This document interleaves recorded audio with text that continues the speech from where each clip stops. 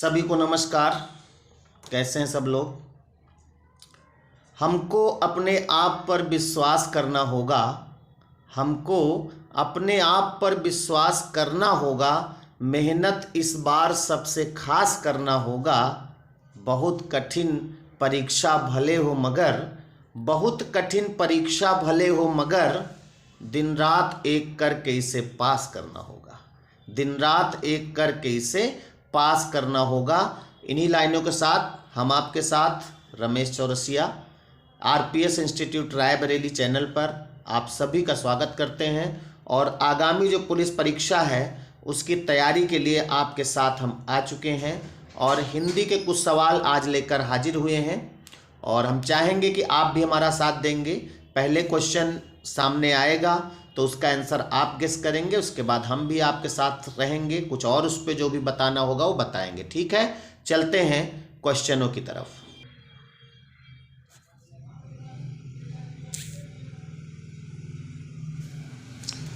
पहला क्वेश्चन आपके सामने है।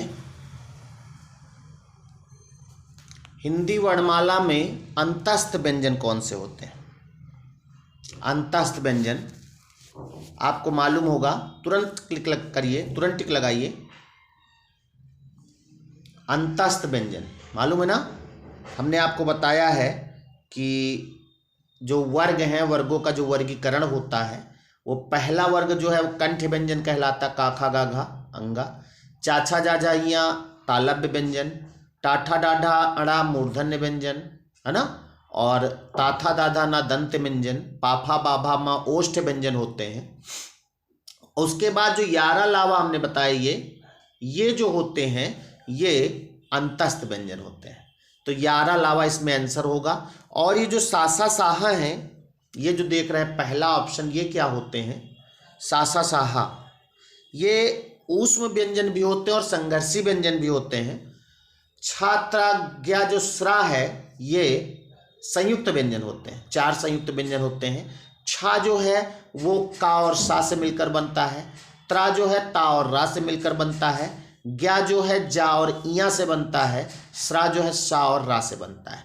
और चाछा जाझा जो है ये कौन से व्यंजन है?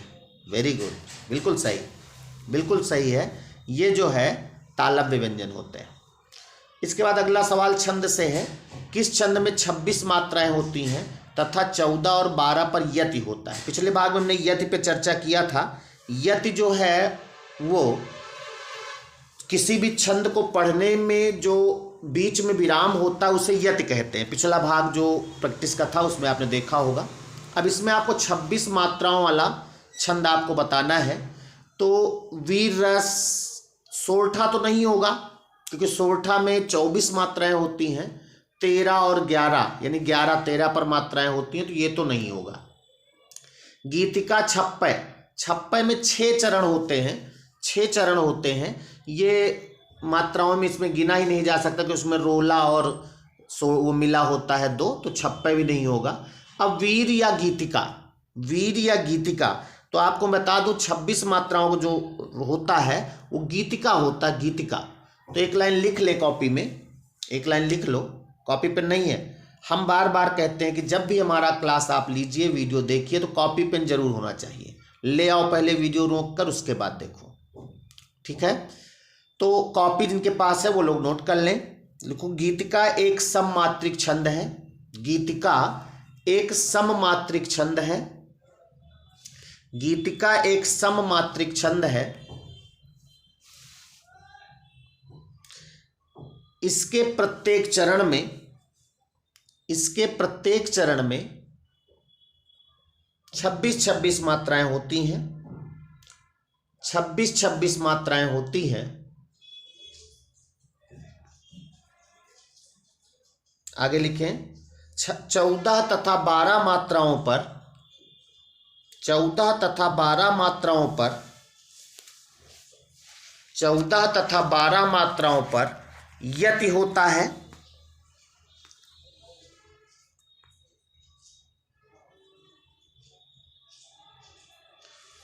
एवं पद के अंत में यानी कि पंक्ति के अंत में पद पूरे जो छंद होगा उसके अंत में एक लघु और गुरु का होना आवश्यक है। लघु गुरु ऐसे होता है, जो लोग छंद पढ़े हो जानते होंगे, लघु एक मात्रा होती है और गुरु की दो मात्राएं होती है, तो अंत में लघु और गुरु जरूर होना चाहिए। तो इस तरह से ये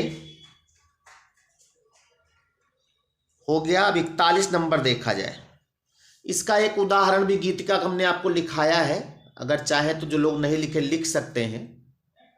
हे प्रभु आनंद दाता, याद आया होगा, जो लोग पहले लिखे उनके पास लिखा होगा, हे प्रभु आनंद दाता ज्ञान हमको दीजिए, शीघ्र सारे दुर्गुणों को दूर हमसे कीजिए, लीजिए हमको शरण में हम सदाचारी बने, ब्रह्मचारी धर्म रक्षक वीर व्रतधारी बने। तो लास्ट में एक शब्द आया बने। बने में अगर आप मात्रा लगाओगे, बने ऐसे लिखा जाएगा ना, बने, बने में अगर मात्रा लगाओगे तो बा में एक लगेगा और ने में दो लगेंगी। तो इस तरह से अंत में एक लघु और एक गुरु अवश्य होना चाहिए। तो ये था गीतिका। बाकी छंद और भी आप पढ़ लीजिए, उनको देख लीजिए। 41 नंबर सवाल आपके सामने है। निम्नलिखित में से असंगत यानी गलत विलोम शब्द युग्म कौन सा है? यानी कि 3 सही होंगे और 1 गलत होगा। तो क्या घात का विलोम प्रतिघात होता है? हाँ होता है। प्रसारण का संकुचन भी होता है। प्रसारण मतलब फैलना, संकुचन मतलब संकुचित होना, सिकुड़ना। शाश्वत, शाश्वत का विलोम सदैव लिखा है, बल्कि शाश्वत का विलोम सदैव नहीं होगा, शाश्वत का विलोम होता है नश्वर। तो पर्यायवाची लिखा है, शाश्वत का विलोम नश्वर होगा, नश्वर। ये तो यहां पर यही गलत हो जाएगा, और खग मृग, खग और मृग इसका ये विलोम हो जाएंगे। तो शाश्वत का नश्वर, ये आपका आंसर होगा। अगला क्वेश्चन है, वाक्यांश के लिए एक शब्द हैं, हमने बहुत सारे आपको लिखाए हैं, उनमें से कुछ तो आपको मिल ही जाएंगे, पक्का जान लीजिए। जो अपने स्थान या स्थिति से अलग ना किया जा सके, यानी जिसे इधर उधर ना ले जाया जा सके, उसे क्या कहेंगे? जो अपने स्थान या स्थिति से अलग ना हो सके उसे क्या कहेंगे? उसे कहते हैं अच्युत। अच्युत। जो अपने स्थान अगर नहीं आता था तो आपको, तो प्रैक्टिस ही तो कर रहे हैं, अभी तो पेपर देने जाएंगे नहीं, अब इसको याद कर लीजिएगा। जो अपने स्थान या स्थिति से अलग ना किया जा सके उसे अच्युत कहते हैं।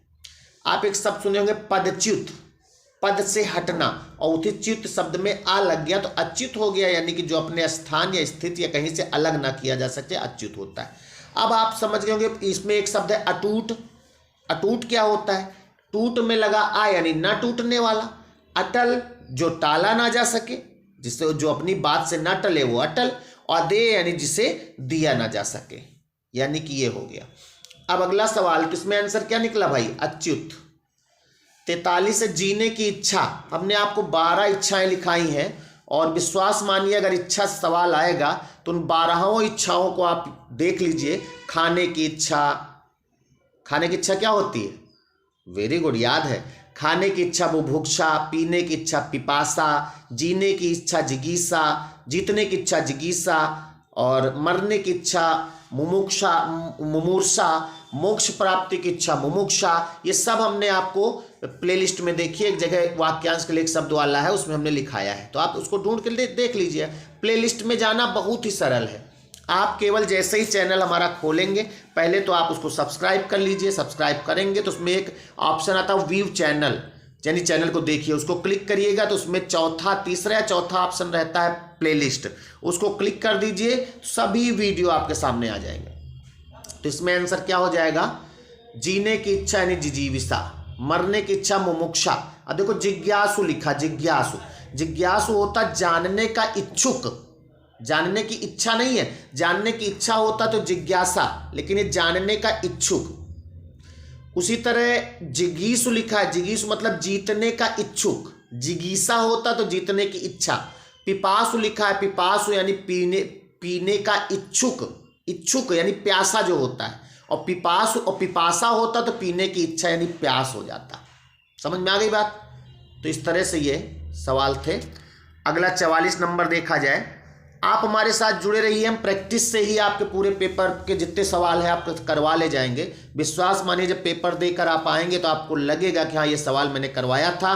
और यूट्यूब पर वीडियो तो पड़े ही रहेंगे, आप देख लीजिएगा। सख्यागमन लिखा है, का संधि विच्छेद आपको करना है। आप देखिए यहाँ पर या है और या के पहले अर्धवर्ण है और या में मात्रा लगी है, तो इसका मतलब ये यण संधि होगा। हमने आपको बताया यदि या और वा के पहले कोई अर्धवर्ण होगा तो यण संधि होगी।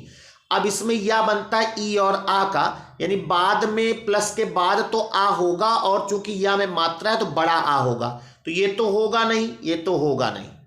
अब केवल सखी धन आगमन या सखी धन आगमन, तो सखी शब्द सही होता है, ये वाला हो जाएगा। और सखी धन आगमन जोड़ोगे तब भी सख्यागमन ही बनेगा, लेकिन जो शब्द हमने कहा था ना, छोटी ई या बड़ी ई दे दो, जो उसकी इच्छा हो वो ले लेगा, तो इच्छा का मतलब सखी होगा। अगला क्वेश्चन 45 नंबर, ध्यान से पढ़िए। जब किसी सामान्य बात का विशेष बात से तथा विशेष बात का सामान्य बात से समर्थन किया जाए तो वहां पर कौन सा अलंकार होता है? तो इसको आप विरोधाभास जो है, विरोधाभास तो इसमें होता जब विरोधी बात करे, विरोधी बात, विरोधी मतलब उल्टी बात करे, विरोध मतलब दूसरी बात करे तो वो विरोधाभास होता है। विरोध का आभास केवल हुआ हो, विरोध ना हुआ हो, केवल विरोध का आभास हुआ हो। जैसे एक इसमें उदाहरण हम आपको वो लिखाए थे विरोधाभास में, कौन सा उदाहरण लिखाए थे याद करो? विरोध है नहीं लेकिन विरोधा, हाँ, ज्यों ज्यों बूढ़े श्याम रंग त्यों त्यों उज्जवल होए, लिखा है ना, जो ज्यों ज्यों बूढ़े श्याम रंग त्यों त्यों उज्जवल होए, तो यहाँ विरोधाभास है। संदेह में तो हमने आपको बताया, संदेह में कार्य में संदेह होता है कि जैसे संदेह में सारी बीच नारी है कि की शब्द होता है, हमने बताया। विशेषोक्ति मतलब विशेष प्रकार की कल्पना जब की जाती है, यानी यहाँ पर विशेष बात से विशेष बात सामान्य बात का समर्थन किया जाए, तो यहाँ पे अर्थांतरन्यास उदाहरण है, इसको याद रखिएगा। इसको चाहो तो आप कॉपी में लिख लो। जब किसी सामान्य बात का विशेष बात से तथा विशेष बात का सामान्य बात से समर्थन किया जाता है तो वहां पर अर्थांतरन्यास उदाहरण होता है, वो अलंकार होता है। अगला अशुद्ध वाक्य आपको बताना है। अशुद्ध वाक्य कौन सा है? इसमें 4 वाक्य हैं, आपको अशुद्ध इसमें बताना कौन सा होगा।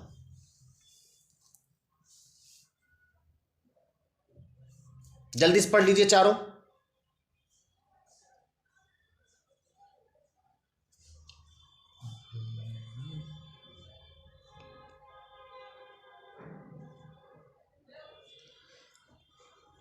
इसमें भी वर्तनी की बात है। देखो, कामायनी उच्च कोटि का काव्य है, सही लिखा है। माता पिता पूजनीय जो शब्द लिखा, देखो ये तो वाक्य क्या वर्तनी आपसे चेक करा रहे हैं, तो माता पिता पूजनीय नहीं बल्कि पूजनीय होते हैं, ये शब्द होना चाहिए। पूजनीय नहीं बल्कि पूजनीय भी गलत होता, पूजनीय होना चाहिए। शुद्ध शब्द होता पूजनीय। वर्तनी में ध्यान दीजिएगा, पूज्य शब्द अलग होता है, और जब पूजनीय आएगा तो जा पूरा रहता है और ना पूरा रहता है। पूजनीय सही शब्द है, ठीक है। तो ये यहाँ पर अशुद्ध है। हालांकि इसमें उज्जवल जो शब्द लिखा ये भी गलत है। उज्जवल ऐसे नहीं लिखा जाता। उज्जवल में आधा जा और पूरा जा दोनों होते, वो आधा जा दोनों होते हैं, पूरा जा एक भी नहीं होता, तो आधे जा होते हैं। उज्जवल अगर हम लिखें तो ऐसे लिखा जाएगा, आप लोग लिख लेते हैं, हम कई बार लिखा दिए हैं। जब भी उज्जवल शब्द कहीं पर मिलता है हम आपको इसको जरूर लिखा देते हैं, ऐसे लिखा जाता है उज्जवल। तो यहाँ पर अगर देखा जाए तो 2 गलत है, लेकिन अशुद्ध वाक्य पूछ रहा था तो माता पिता पूजनीय है, ये वाला सही कर लीजिए, और नियमानुसार तो इसमें 2 गलत है, ठीक है। अगला 47 नंबर देखिए, छायादार शब्द किसका उदाहरण है? छायादार जो है वो तत्सम है कि देशज है कि विदेशज है कि संकर है? जल्दी से बताइए।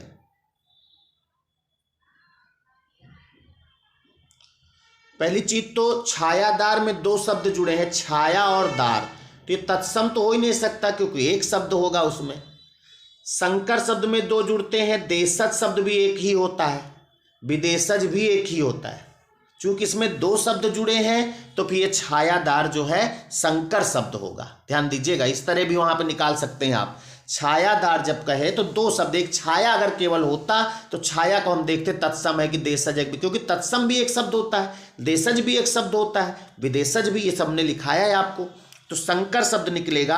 अब संकर में ये जो दो है कहाँ कहाँ से मिला है, संकर शब्द आप जानते हैं ना, जब दो अलग अलग भाषाओं से मिलकर कोई शब्द बनाया जाता है तो संकर शब्द होता है। तो इसमें जो छायादार है ये एक संकर शब्द है, इसमें एक शब्द दूसरी भाषा का, एक शब्द दूसरी भाषा का। समझ में आ गई बात? तो इस तरह से ये हो गया 47 हो गया, 48 पे आते हैं। 48 इतने से दिख रहा आपको? हाँ बिल्कुल दिख रहा होगा। निम्नलिखित में से किस विकल्प में सभी शब्द भाववाचक संज्ञा शब्द है? भाववाचक, भाववाचक मतलब हमने आपको बताया था ना, भाववाचक में बचपन, बुढ़ापा, जवानी ये सब आते हैं। तो भाववाचक किस में होगा भाई? जवानी इसमें शब्द एक दिया है ये, लेकिन सभी शब्द होने चाहिए, एक से नहीं होगा। इसमें बुढ़ापा दिया है ना, तो सभी शब्द जिसमें होंगे वो होगा। भाववाचक, भाववाचक, भाववाचक में अमीर, गरीब, समूह, मिठास, मिठास भी यहां दिया है। समूह तो समूहवाचक संज्ञा है ना, ये तो होगा नहीं। अब इस तरह से आपको निकालना पड़ेगा, एक भी निकल जाए समझ लो नहीं होगा ये। जवानी, खटा, पुस्तक, पुस्तक आप देख रहे हैं जातिवाचक संज्ञा आ जाएगी। गंगा अगर देख ले नदी का नाम है तो ये व्यक्तिवाचक आ जाएगा, यानी ये भी नहीं होगा।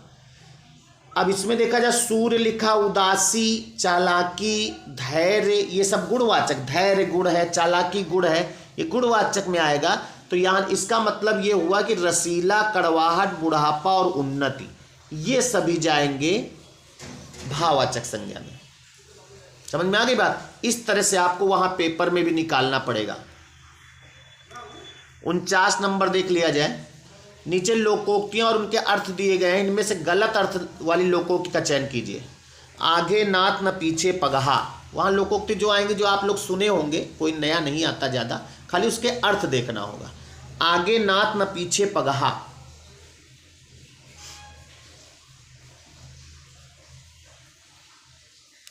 बंधनहीन यानी जिसके आगे पीछे कोई ना होता तो बंधनहीन, इसका तो सही लिखा है भाई। 3-13 होना, 3-13 होना का मतलब संगठित होना लिखा है, तो 3-13 होना का मतलब संगठित, 3 अलग 13 अलग नहीं। इसको लेकिन अभी ना करके और मिला लें। एक टकसाल के ढले हैं, यानी एक टकसाल होता है जहाँ पर सिक्का ढाला जाता है, तो एक टकसाल के ढले हुए मतलब एक ही जैसे, तो सब एक जैसे, ये भी सही है।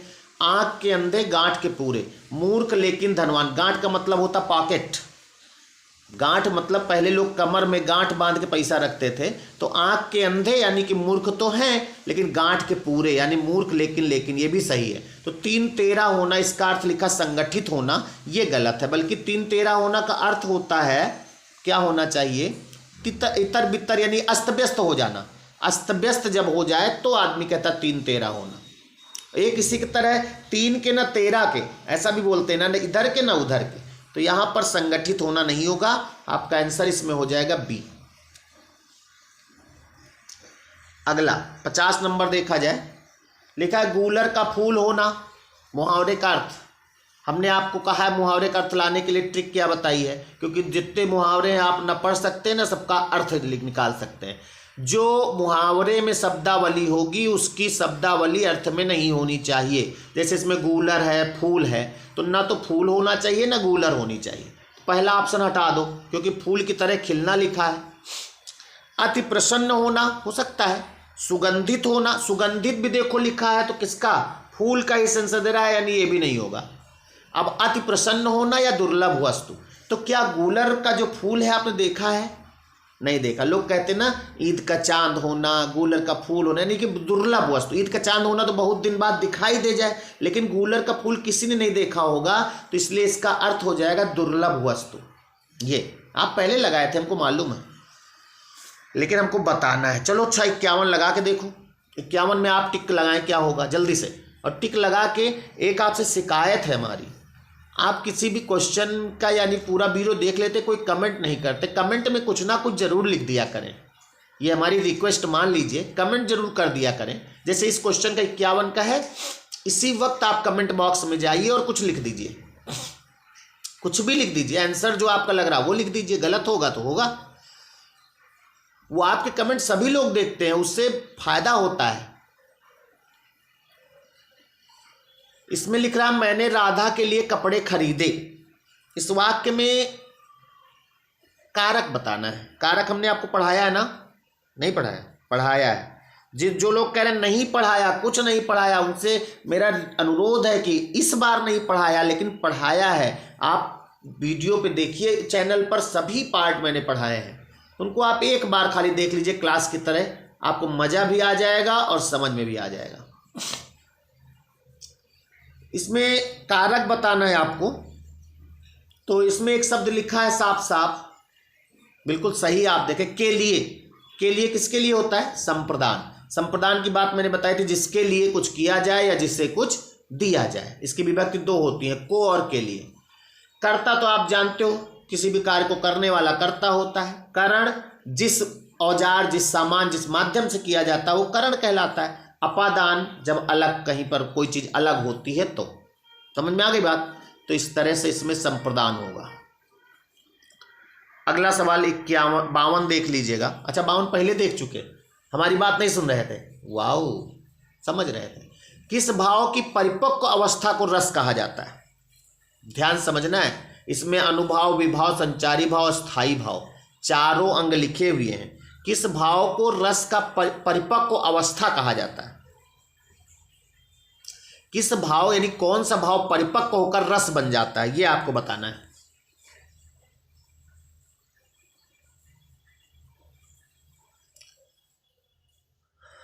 अनुभाव तो होते हैं भाव के पश्चात उत्पन्न हो, भाव के पीछे।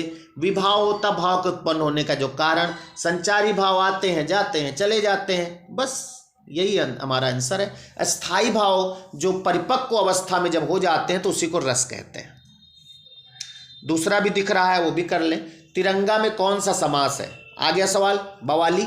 तिरंगा में हमने आपको 2 जगह जब भी समास पढ़ाया है, चैनल पर भी और ऐसे ऑफलाइन भी अगर पढ़ाया है, तो तिरंगा मैंने आपको द्विगु में भी लिखाया है और बहुब्री में भी लिखाया है। हमने कहा जब दोनों ऑप्शन में हो तो बहुब्री लगाइएगा और नहीं तो फिर द्विगु लगाना। 3 रंगों का समूह, यही द्विगु समास की विशेषता होती है। अगला 54 और 55 दोनों दिखा देते हैं आपको, क्योंकि आप देख जरूर लेते हैं। ये आभ्यंतर का सही अर्थ क्या है? आभ्यंतर का संधि विच्छेद पहले करो।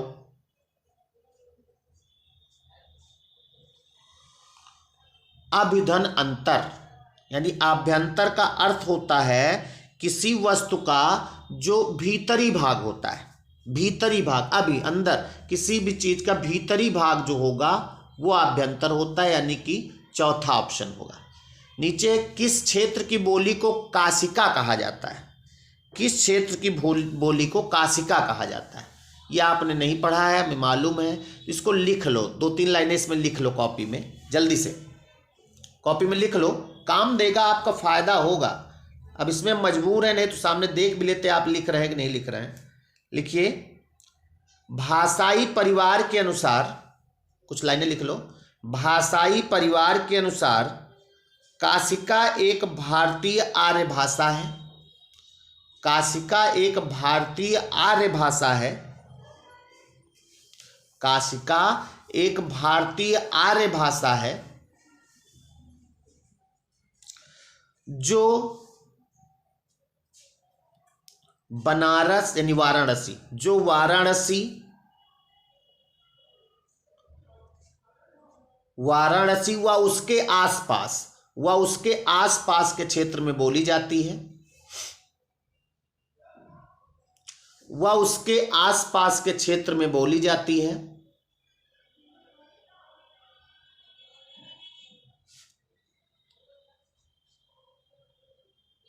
आगे लिखें, काशिका भाषा का विस्तार। काशिका भाषा का विस्तार भोजपुरी भाषा क्षेत्र के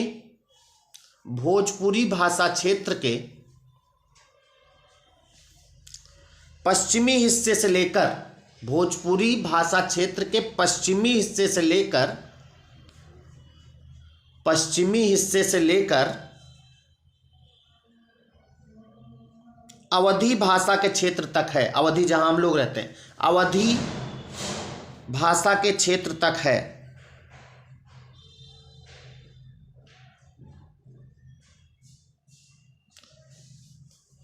आगे लिखें, काशी के नाम पर, काशी के नाम पर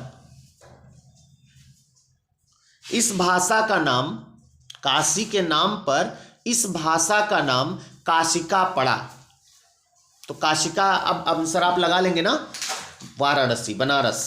काशी के नाम पर इस भाषा का नाम काशिका पड़ा।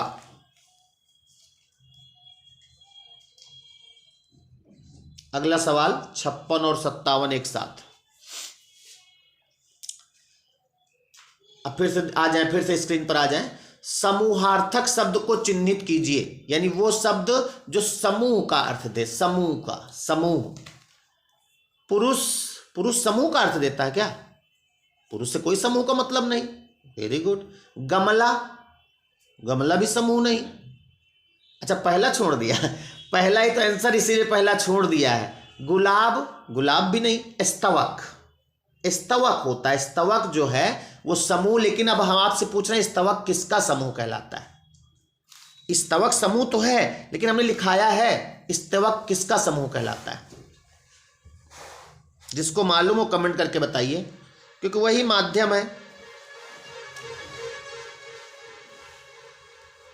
नहीं मालूम? मालूम है। फूलों का समूह, फूलों का गुच्छा या फूलों का जो गुलदस्ता है उसे स्तवक कहते हैं। अगला सवाल है जूही की कली। जूही की कली कविता के कवि कौन है? ये तो सभी लोग जानते होंगे, पेपर में आएगा तो बहुत लोग कर भी लेंगे, है ना। जूही की कली आप जानते हो, निराला जी की है। लिखो लिखो लिखो लिखो, इसको कॉपी में लिखो, कॉपी में, कॉपी में। हम रुके रहेंगे, वीडियो को ना रोको। अरे हमने कहा वीडियो देखते समय वीडियो को आप एज ए टीवी दूर रख दीजिए, तब ये पढ़ाई समझ में आएगी। और हाथ में ले करके अगर अंगूठा और उंगली चल रही है तो फिर ये वीडियो समझ में नहीं आएगा। ये तो फिर जैसे और मोटू पतलू देखते हो वैसे हो जाएगा। इसको क्लास की तरह दूर मोबाइल रख दीजिए और क्लास की तरह। बीच में जब ऐड आ जाए तो जाके पानी वानी पियाइए। ऐड को भी स्किप करने के, आप टीवी पर जब टीवी पर कोई सीरियल देखते हैं, कुछ भी देखते हैं, जब उसमें ऐड आता तो क्या करते हैं? टीवी बंद कर देते हैं? नहीं, तब तक और कुछ काम करने लगते हैं, नहीं कुछ तो मोबाइल वही देखने लगते हैं, है ना। तो जब इसमें भी ऐड बीच में आ जाए तो जाके पानी पी लो या रुके रहो, उसको स्किप भी ना करो। बाकी आपकी इच्छा, आपका मोबाइल, आपका सब कुछ भाई, जैसी इच्छा हो। तो लिखो, जूही की कली कविता के रचयिता, जूही की कली कविता के रचयिता, रचयिता लिख लेंगे। रचयिता भी वर्तनी में आता, कैसे लिखा जाता है? थोड़ा इसको मोटा करे तो समझ में नहीं आ रहा। अब देखिए, और थोड़ा सा, अब सही है, और थोड़ा कर ले जो अपने, हाँ अब सही है। रचयिता जो है ऐसे लिखा जाता है, और इसके बाद ऐसे, ऐसे और ये ऐसे, ये क्या आ जाता है? ये तो नहीं हमने कहा था आने के लिए। अरे अच्छा, ऊपर चला गया, इसमें आ की मात्रा लगती है, तो ये रचयिता ऐसे होता है। समझ में आ गई बात? तो हाँ, लिख रहे थे जूही की कली कविता के रचयिता सूर्यकांत त्रिपाठी निराला, पूरा नाम लिख लो, सूर्यकांत त्रिपाठी निराला हैं। इनकी अन्य रचनाएं, और लिख लो, मान ली ये ना आई दूसरी आ जाए, इनकी अन्य रचनाएं। और निराला कौन सी रचना जानते हो आप लोग? हाँ सही है, तो कमेंट कर दो, कमेंट करो, कमेंट करो, देखते हैं सही है। सूर्यकांत त्रिपाठी निराला की जो भी रचनाएं आप जानते हो उसको तुरंत कमेंट करिए, हम रुके हैं। जल्दी से कमेंट करो, जल्दी से।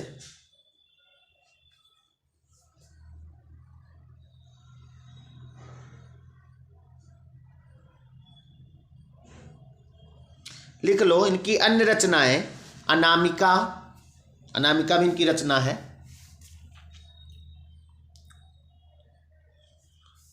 परिमल, परिमल, हम लिखेंगे नहीं, लिखने में दिक्कत होती है। गीतिका,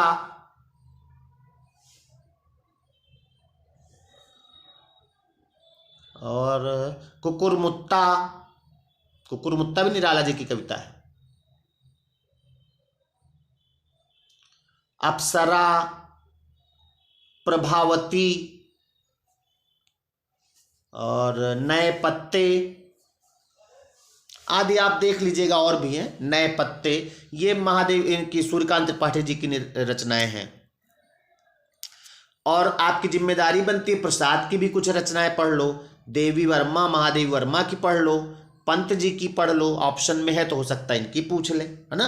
क्योंकि जब भी पेपर कोई बनाया जाता है तो पुराना पेपर अगर कोई है या कहीं पर है तो उसी कॉपी पेस्ट ज़्यादा अच्छा लगता है। तो हो सकता है इसमें इसी सवाल को कॉपी करें, ऑप्शन यही रहने दें और यहाँ पर कोई पंत की रचना डाल दें, किसकी है ना। तो इनकी भी आप पढ़ लीजिए। 58 नंबर, निम्नलिखित में से मिश्र वाक्य का चयन करें। मिश्र वाक्य, फिर वाक्य से हमने कहा था ना, एक सवाल हर चैप्टर से आएगा, तो वाक्य से एक सवाल आ सकता है। सरल वाक्य, संयुक्त वाक्य, मिश्रित वाक्य। मिश्रित वाक्य का दूसरा नाम आश्रित वाक्य। जल्दी टिक लगाओ।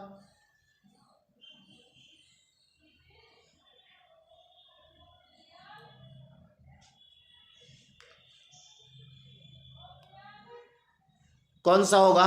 प्रातःकाल होने पर चिड़िया चहचहाने लगती हैं, ऐसा तो नहीं लिखा इसमें। कहीं मिश्रित एक दूसरे पर क्रिया आश्रित नहीं है। सुबह पहली बस पकड़कर शाम तक लौट आओ, ऐसी भी कोई बात नहीं। जो विद्यार्थी परिश्रमी है, ये लगा जो सो जिसे, ऐसा होता है ना उसमें, वो अवश्य सफल होगा। जो विद्यार्थी परिश्रमी है वो अवश्य सफल होगा, यानी सफल होने वाली क्रिया डिपेंड है परिश्रम पर। तो यानी हमारा आंसर सी हो जाएगा। राजकुमार ने भाई को मार डाला और स्वयं राजा बन गया, इसमें तो है नहीं। हाँ, इसमें ऐसे होता, राजकुमार ने भाई को मारा इसलिए राजा बन गया। अगर भाई को ना मारता तो राजा ना बनता, तब वो मिश्रित वाक्य हो जाता। तो ये है मिश्रित वाक्य की परिभाषा। 59 नंबर देखा जाए, 59 और 60 दोनों दे देते हैं साथ में। शब्द युग्म के सही अर्थ भेद का चयन कीजिए। अंबुज, अंबुद, हमने कहा था ना इस तरह के सवालों को कैसे किया जाता है, पिछले भाग में बताया है।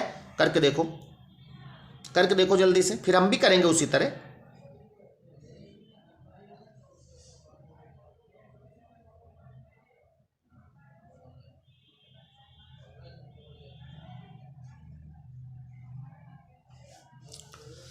हमने कहा था इन दोनों में ये जो दो शब्द लिखे हैं, इनमें से किसी एक का अर्थ आपको आता होगा। हालांकि कि यहाँ तो दोनों का आता होगा।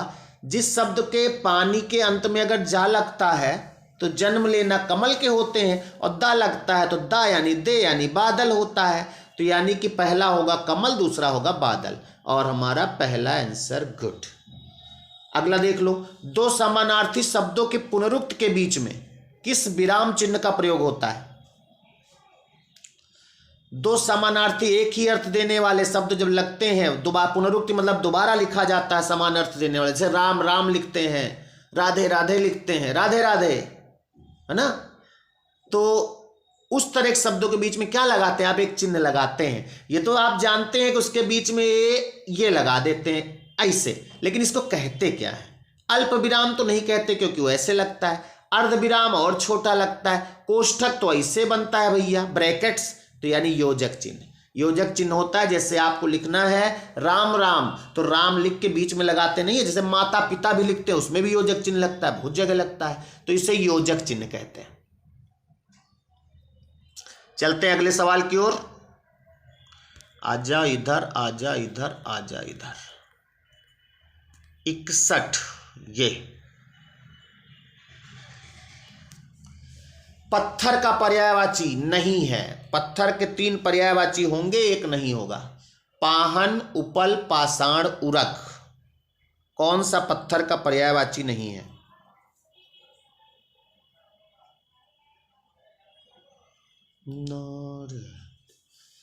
हाँ, इसमें पाहन माने पत्थर होता है, उपल माने भी होता है, पाषाण माने भी होता है, पाषाण हृदय लोग कहते हैं। उरग, उरग नहीं होता। अच्छा, उरग माने क्या होता है? उरग, उरग माने होता है, उर माने हृदय, हृदय यानी छाती, गा माने यहाँ पर रगड़ना का सेंस है, यानी छाती के बल जो रगड़ कर चलता है उसे क्या कहते हैं? उरग, यानी सांप, काला वाला सांप। तो जो उरग है वो सांप का पर्यायवाची है, ठीक है। और सांप के और पर्यायवाची जानते हो? सांप का पर्यायवाची नग है, नग है ना। अहि, रावण दो थे, एक रावण जो सीता को चुरा के लेके गया था, एक अहि रावण था जो सर्पों का राजा था, पाताल में रहता था। तो अहि माने भी सांप होता है। और भुजंग जानते हैं आप, विषधर जानते हैं, ये सब बहुत सारे जानते होंगे आप। और एक अगर ना मिले तो सबसे बढ़िया सारंग, जिसका पर्यायवाची ना मिले सारंग। सारंग तो सबका पर्यायवाची होता भैया, सांप का भी होता है। तो सारंग, एक सारंग में कहावत है, याद आया तो बता देते हैं, सामने होते तो पक्का बताते हैं अभी, लेकिन फिर भी बोल देते हैं। सारंग ले सारंग चलो, सारंग पहुँचो जाए, और सारंग जब सारंग लख्यो तो सारंग छूटो जाए। इसमें जितनी बार सारंग आया है सबका अर्थ अलग अलग है। अब आप कहोगे सबके अर्थ बताओ, तो इतना वीडियो में टाइम नहीं मिलता बाबू, जब मिलेंगे तो बता देंगे, और जिससे मिले हैं उसको बताया भी है। ये 62 नंबर सवाल कैसे लगाना है आप जानते हैं, हम उस पर टाइम न वेस्ट करके 63 पे आते हैं। हमने पिछले भाग में बताया था 1 नंबर और 6 नंबर, जो पिछला भाग नहीं पढ़े हैं प्रैक्टिस का वो प्लेलिस्ट में देखिएगा, वहां पर हमने हिंदी प्रैक्टिस के नाम से एक प्लेलिस्ट बना दिया, उसी में सभी भाग आपको मिल जाएंगे। परिमाणवाचक क्रिया विशेषण अव्यय क्या है? परिमाणवाचक क्रिया विशेषण बताओ भाई। परिमाणवाचक मतलब जो नापने तोलने वाली चीजों, गिनने वाली नहीं, नापने तोलने वाली चीजों की विशेषता बताता है। और क्रिया भी लगा है, क्रिया विशेषण, तो कौन सा शब्द है इसमें?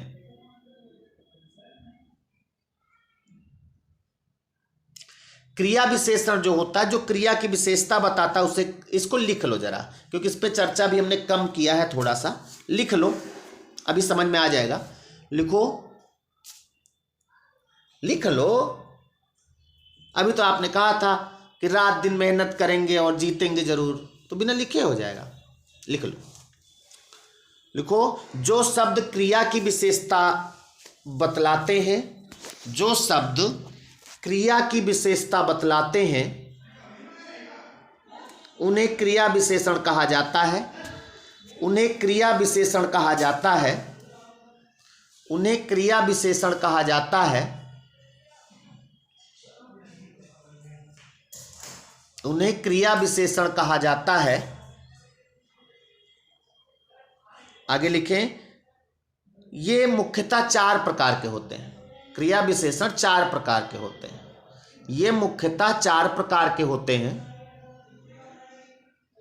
नंबर 1, स्थानवाचक क्रिया विशेषण। लिख लो, हम बोल रहे हैं, लिखने में क्या दिक्कत। स्थानवाचक क्रिया विशेषण हम कम लिखेंगे, आप ज़्यादा लिखोगे। अन्यत्र कहीं देखेंगे आप तो हम टीचर ज़्यादा लिखता है और आप केवल वीडियो देख लेते हैं। नहीं, हमने कहा था ना इसको क्लास की तरह करना है। हम बोलेंगे केवल, बोर्ड पे बहुत कम लिखेंगे, ज़रूरत पड़ेगी तब लिखेंगे, बाकी आप लिखिएगा। पहला लिखिएगा स्थानवाचक क्रिया विशेषण। स्थानवाचक क्रिया विशेषण। दूसरा लिखिए कालवाचक क्रिया विशेषण। अच्छा, स्थानवाचक में आगे डैश करके लिख भी लो क्या होता है ये, जैसे यहाँ वहाँ इधर उधर, ये यहाँ कमा वहाँ इधर उधर आदि। दूसरा लिखिए कालवाचक क्रिया विशेषण। काल मतलब समय होता है। कालवाचक क्रिया विशेषण, इसमें लिखो जैसे डैश करके लिख लो, रात भर, आजकल, हर बार। ये देखो काल बचाना, समय बताता है, प्रतिदिन आदि। फिर लिखो परिमाणवाचक क्रिया विशेषण। तीसरा परिमाणवाचक क्रिया विशेषण, इसमें लिखो बहुत, कॉमा, थोड़ा, कॉमा, देखो बहुत परिमाणवाचक होगा। क्यों?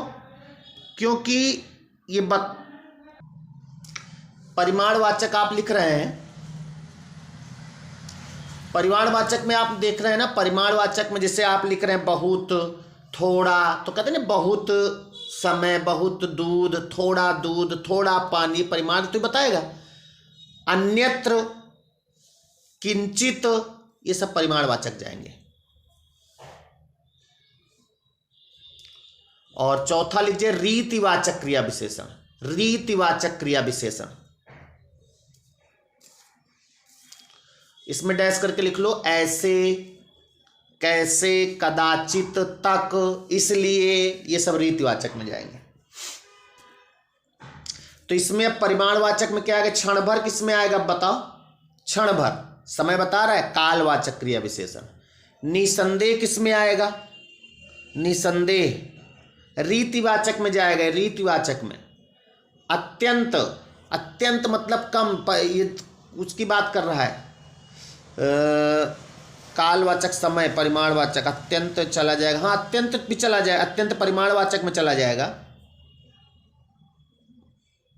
अन्यत्र तो कहीं, एक मिनट, अन्यत्र शब्द जो है तो अन्यत्र किसी अन्य जगह, तो समय की बात करेगा। एक काम कर लो, अन्यत्र जो आपने परिमाणवाचक में लिखा है इसको कालवाचक में लिख लो अन्यत्र को, और वहां अत्यंत लिख लो। अत्यंत परिमाणवाचक में अत्यंत, कम, छोटा ऐसा बोलते हैं, तो अत्यंत इसमें आंसर होगा, ये परिमाणवाचक होगा। सही कर लो। अगले सवाल की ओर चलते हैं। अगला कह रहे गद्यांश को पढ़कर निम्नलिखित प्रश्नों के उत्तर दीजिए।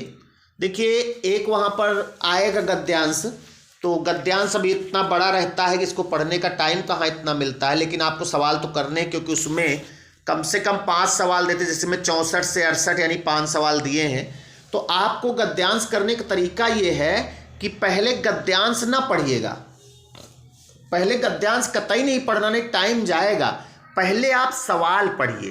देखो कितना बड़ा गद्यांश है, इसको पढ़ने से मतलब नहीं, आप पहले एक सवाल पढ़िए। सवाल जब पढ़ लोगे उसके बाद जब गद्यांश पढ़ोगे ना, तो आपको जहां पर पहला करके दिखा देते हैं आपको।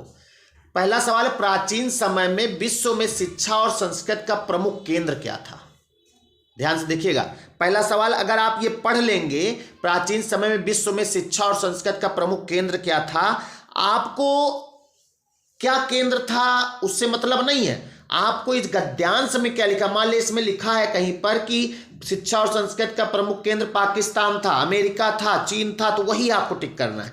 अब जैसे ये क्वेश्चन आपने पढ़ लिया, अब अगर गद्यांश पढ़ोगे तो तुरंत आपको आंसर वही क्लिक होगा, बाकी सबको आपको धीरे धीरे पढ़ लेना है। देखो पहली लाइन हालांकि इसमें दिया, प्राचीन समय में भारत विश्व शिक्षा और संस्कृत का प्रमुख केंद्र था। प्राचीन समय में भारत, ये लिखा है ना भारत, तो भारत जो है प्रमुख केंद्र था। तो इस तरह से जब पहले सवाल पढ़ लोगे, पहले सवाल का आंसर हो गया, उसके बाद दूसरा सवाल जब पढ़ोगे, प्राचीन शिक्षण संस्थाएं ध्यान देती थी, तो इसको जब देखोगे तो वहां पर जब सरसर पढ़ोगे तो वहां पर जहां पर ये बात कहा गया वहां पे दिमाग आपका क्रिएट करेगा, वहीं पे आप रुक करके आंसर ले लीजिएगा। करके आप देखिएगा, पहले सवाल पढ़िएगा। हम इनके सवालों पर नहीं जाते क्योंकि कहां तक इनको पढ़ेंगे। 66, 67 तक था, ये 68 से आ जाओ। 68 का पुस्तकीय शब्द में प्रत्यय कौन सा है? पुस्तकीय शब्द में प्रत्यय ई प्रत्यय है। अगर हमने प्रत्यय निकालने के लिए कहा था पीछे से निकालोगे, पीछे से या निकालोगे तो पुस्तकी बनेगा भाई। मान तो या तो हो नहीं सकता, पुस्तकी कोई शब्द नहीं। की हटाओगे तो पुस्त बचेगा, तो ये भी नहीं हो सकता, नहीं हो सकता ना। और अगर ई हटाओगे तो कोई मतलब नहीं, क्योंकि बड़ी है, तो ई हटाओगे तो शब्द क्या बचेगा? पुस्तक, यानी पुस्तकी शब्द में ई प्रत्यय होगा। बात समझ में आ गई? तो आज के वीडियो में हम यहीं तक सवाल देते हैं और प्रयास करेंगे कि आपकी जो उत्कंठा हो, आपके जो क्वेश्चन हो, उनको आप जरूर पूछिएगा, कमेंट जरूर कर दीजिएगा। और अच्छा लगे तो वीडियो को शेयर करिए अपने दोस्तों में, और चैनल को तो आपने सब्सक्राइब कर ही लिया है, और लोगों से करवाइए। ठीक है, मिलते हैं अगले वीडियो में, तब तक के लिए नमस्कार।